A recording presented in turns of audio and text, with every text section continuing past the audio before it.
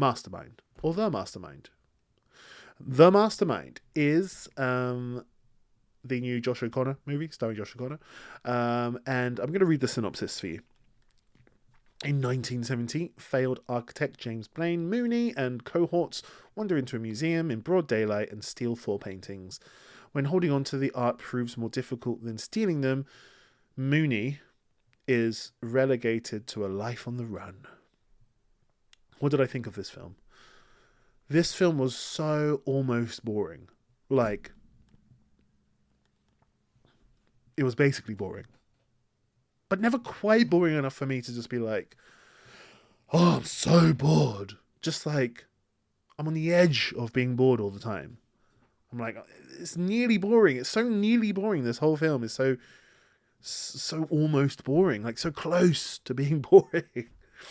But it just doesn't give you the satisfaction of being able to throw your hands up in the air and go, yep, it's boring. Great. It's almost like it's just always kind of like, oh, we might be interesting in a second, just keep your focus. And so it kind of does do that in a weird way, but yeah, it's so close to being almost boring the whole way through that you're like, by the end, I have to say, I don't think I'd ever watch this movie again, and I don't think I would recommend it. For me personally, I was like, it was too close to being boring throughout the whole film. Now, if you do watch it, you'd probably see that it seems to be an intentional choice from the director. It is intentionally mundane, I believe. It's like, I said to my friend who I went to see it with that I feel like I might be giving the director a bit too much credit if I said he was trying to make a statement on how crime can actually be a sort of slow, mundane life. Because, you know, you read the synopsis, you think, oh, okay, this is a heist, he's on the run, it sounds action-packed, but it is not. I promise you. I'm not kidding, about a 10-minute scene of Josh O'Connor trying to put the paintings in a barn, and he just sort of methodically sort of removes them from their crate, puts this ladder up against this sort of balcony bit, climbs up the ladder with the crate, and then goes back down and brings the paintings up, and then puts the paintings back in the crate, and then just pushes the crate underneath this hay and sort of hides it. And this is a 10-minute scene. And it's like, yeah, that was a long, long scene. And the whole time you're thinking, what's going to happen? Is something going to happen? Like, I feel like he's going to destroy the paintings or something, or... But he doesn't. Like, he just does the thing that he needs to do, and he hides the paintings. And by the end of it, you're like, that was boring. But it wasn't, because I was always close to thinking something was going to happen, it wasn't quite boring. But in the end, nothing did happen. So retrospectively, it was boring, if you know what I mean.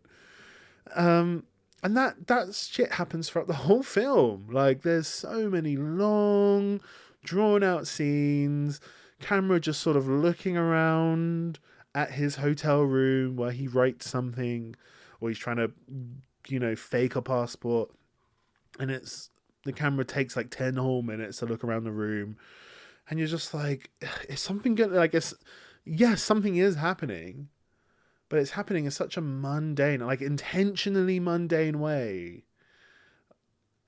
But like, I don't think the director was making some statement about how crime can be boring. I don't know. I think he was just saying, I think he just wanted to show like, yeah, this is a very slow heist, and being on the run is not all action packed and running away from police.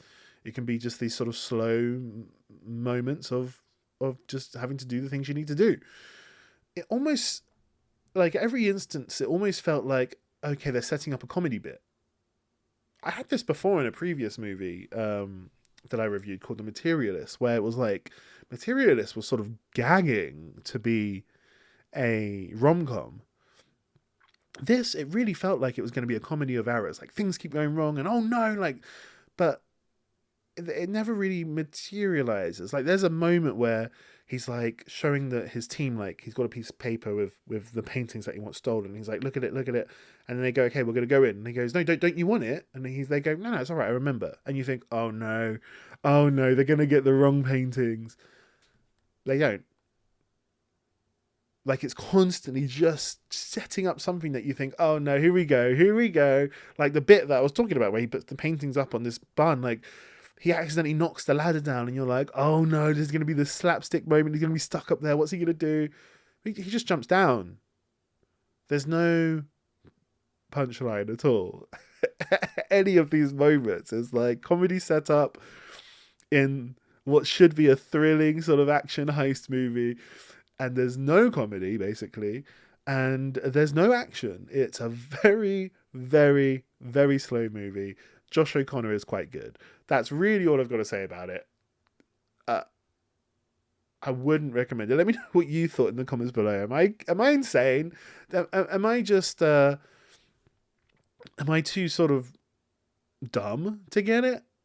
Am I part of the TikTok generation, right? I need exciting things to happen in movies. I can't just sit down and enjoy sort of very slow movies anymore. Maybe I am. Maybe it's just me. Let me know what you thought, like I say, in the comments below. Also, if you are going to write in the comments below, write down what you think the movie is behind me, because it's a great movie, one of my favorite movies. And if you get it right, if you're the first person to put the name of that movie down in the comments below, you will get 10 points.